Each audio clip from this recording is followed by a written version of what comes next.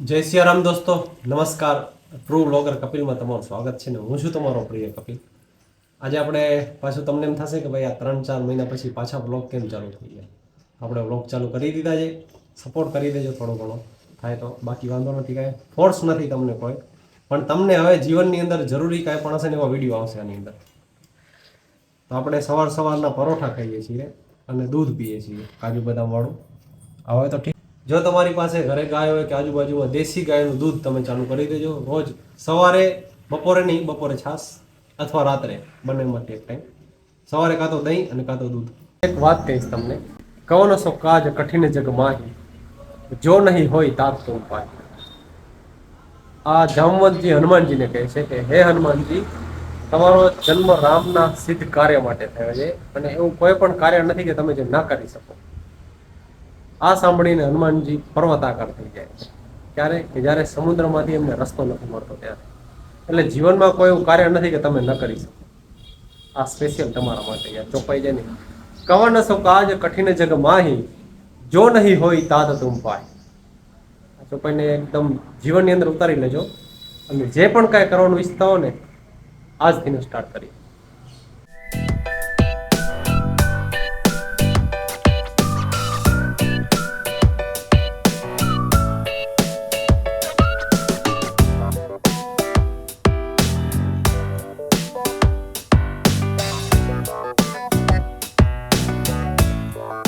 આ પોર્ટની મારી સૌથી બેસ્ટ જગ્યા છે, કે મને સૌથી વધારે ગમતી જગ્યા હોય ને તો વારી આ છે. તમને પાછળનો દ્રશ્ય બતાવો તો તમને એમ લાગશે કે આ જોઈ અહીંયાનું દ્રશ્ય. અને અહીંયા કમસે કમ 18 થી 27 સુધીના મેં પેડ પૌધા લગાવ્યા છે. આજે અહીંયા જામફળ છે એ લગાવ્યું છે આપણે, પછી આસોપાલવ છે એ લગાવ્યું છે, સામે આસોપાલવ છે એ લગાવ્યું છે, સામે રાયણ છે એ લગાવ્યું છે, બીજા 2-3 ફૂલના ઝાડ છે, આગળ પણ ત્યાં ફૂલના ઝાડ છે એ લગાવ્યું છે, ત્યાં ગુલાબ લગાવેલું છે, ગ્રીન ટી લગાવેલી છે, ઘણા બધા ઝાડો ને બધું લગાવેલું છે. એટલે મને આમ ક્યારે પણ એમ થાય ને કે ભાઈ હવે થોડુંક આમ કંટાળા જેવું છે, કે કાંઈ ગમતું નથી, કે કામનું પ્રેશર વધી ગયું છે. એટલે આ જગ્યાએ આવી જાઉં, અહીંયા ચેર રાખેલી છે અથવા પાઇપ છે, એના ઉપર આવી રીતે હું થોડી વાર બેઠો ને આ બધું આમ જોતો હોઉં. આજુબાજુમાં ચકલાઓનો અવાજ આવે, મસ્ત કાંઈક ને કંઈક ખાતા હોય, ખિસકોલીનો અવાજ આવે. અહીંયા પાણીનું કુંડું રાખેલું છે, અહીંયા એના માટે સ્પેશિયલ એક માણસ પણ રાખેલો છે, તમે જોઈ શકો છો. આ એનું કટિંગ ને બધું કરે અને પછી પાણીને બધું પીવડાવે આ ઝાડને ને બધાને.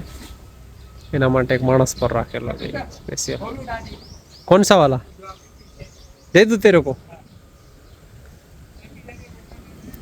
આ એવું થાય કે થોડું ખરાબ થઈ ગયું છે, કે પાંદડાવાળા થઈ ગયા છે, તો આનું કટિંગ થઈ જાય.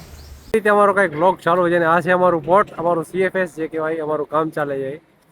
અને આજે હું તમને બતાવીશ કે અમારે કયા કયા કામ થતા હોય છે. આ અમારા પેલેટવાળા છે, જે અમારું પેલેટને બધું સંભાળતા હોય છે, એ લોકો છે આ બધા.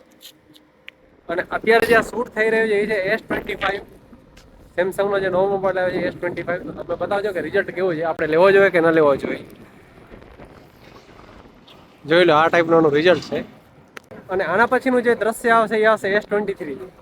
S23 અને 25માં કેટલો ફરક છે વોઇસમાં, કે જેમાં તમને લાગે તો જણાવજો જરાકી.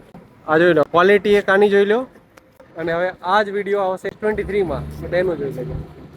અને હવે તમે જે વિડીયો જોઈ રહ્યા છો એ વિડીયો છે S23માં, આપણો S23 છે. આ જોઈ લો, આ ટાઈપનું રિઝલ્ટ છે. અને આ પાછળના દ્રશ્ય છે, જોઈ લો. તમને કેનું રિઝલ્ટ સારું લાગ્યું કોમેન્ટમાં જરૂર જણાવજો. S23 અને S25.